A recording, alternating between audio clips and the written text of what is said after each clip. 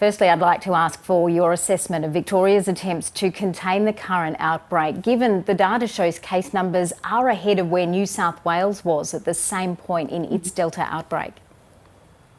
Oh, look, trying to control Delta is nearly impossible, so they've done particularly well. Certainly their hospitalisation rate's been very similar to New South Wales. Their ICU admissions seem to be much higher.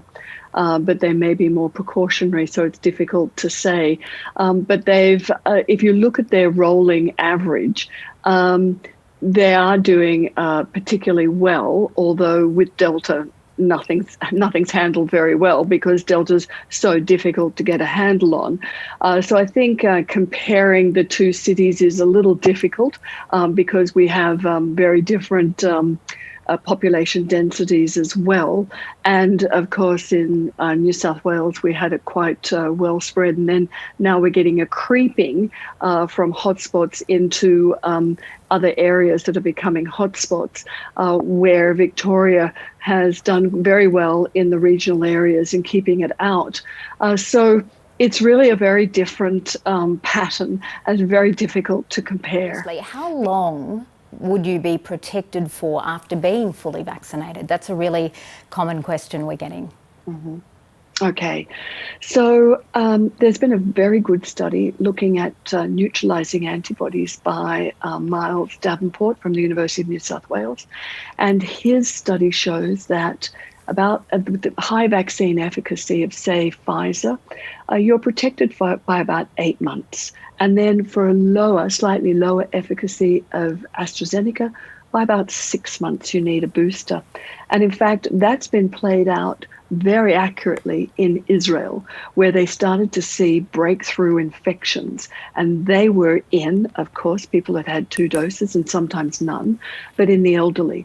And now Israel's rolled out a booster shot, and they started from the elderly because they were vaccinated back in December. So they started to lose their protection. And now they're up to about the 50 years of age group. And we will now start to have to think about vaccinating our elderly in about October, again with a booster. Okay, thank you for that. Now, the next question, can you get long COVID if you are infected after being vaccinated? So it's probably less likely. Long COVID is more likely with hospitalised patients because they've got very severe infection. However, that could be due to what we call bias, follow-up bias, where most hospitalised patients are followed up much better than non-hospitalised patients. So I'll just remind you that in the UK, little kids are getting long COVID, and there's over 3,000 kids who are members of long COVID kids. And so it's not always those that are hospitalised, but if you get an infection after being vaccinated with 1 dose or potentially 2, it's more likely you'll have a milder infection. And if you were to have long COVID, could your symptoms ease if you then have a vaccination? Well, that's interesting because that's what they're starting to look at, is that impact of vaccination as well. So it's a real world learning experiment, and it looks like that could be the case. I've just got one final question for you. Here in New South Wales, the government is now talking more about vaccination than daily case numbers. In fact, the Premier now says that the most important number in terms of cases is the number of people in hospital and the number of people in ICU, and both those tallies are indeed going up as well. When do you expect that the curve will turn? When will vaccinations catch the rising infection rate? Well, 2 things. First of all, I don't agree with the Premier for not presenting case numbers. Case numbers are important. We're in the middle of a pandemic, and this would be the first pandemic I've ever known where case numbers aren't shared, because case numbers tell us how much circulating virus there is, and it certainly also is a proxy for how much vaccine's going on, how many people have had 2 vaccines, and whether or not we need a booster. So when do we expect to see that change in the curve?